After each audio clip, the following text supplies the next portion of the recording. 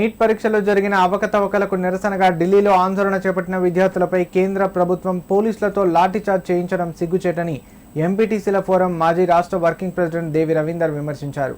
పరీక్ష లీకేజీ వ్యవహారంపై కేంద్ర విద్యాశాఖ మంత్రి నైతిక బాధ్యత వహించి వెంటనే రాజీనామా చేయాలని డిమాండ్ చేశారు. సిద్దిపేట జిల్లా కుకునూరుపల్లి మండల కేంద్రంలో ఏర్పాటు చేసిన మీడియా సమావేశంలో ఆయన మాట్లాడారు. రాష్ట్రంలో 2 లక్షల ఉద్యోగాలు ఇస్తామని హామీ ఇచ్చిన కాంగ్రెస్ ప్రభుత్వం కూడా నిరుద్యోగ యువతను నిరాశపరిచిందని ఆరోపించారు. విద్యార్థుల సమస్యల విషయంలో బీజేపీ, కాంగ్రెస్ 2 పార్టీలు ద్వంద్వ వైఖరి అవలంబిస్తున్నాయని విమర్శించారు. ఈ కార్యక్రమంలో బీఆర్ఎస్ నాయకులు పాల్గొన్నారు.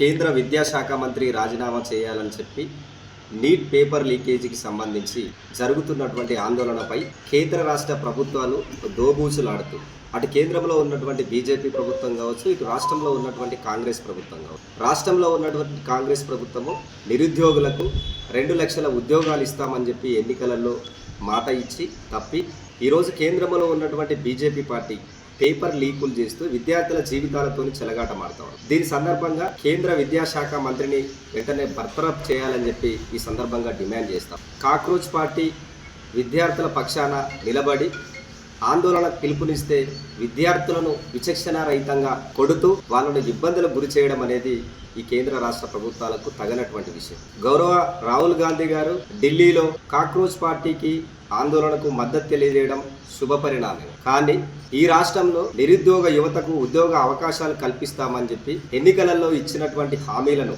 తుంగలో తొక్కి అశోక్ నగర్లో కూడా గతంలో తెలంగాణ విద్యార్థులపై లాఠీచార్జ్ చేసినటువంటి చరిత్ర ఈ రాష్ట్రంలో కాంగ్రెస్ పార్టీది, దేశంలో బీజేపీ పార్టీది.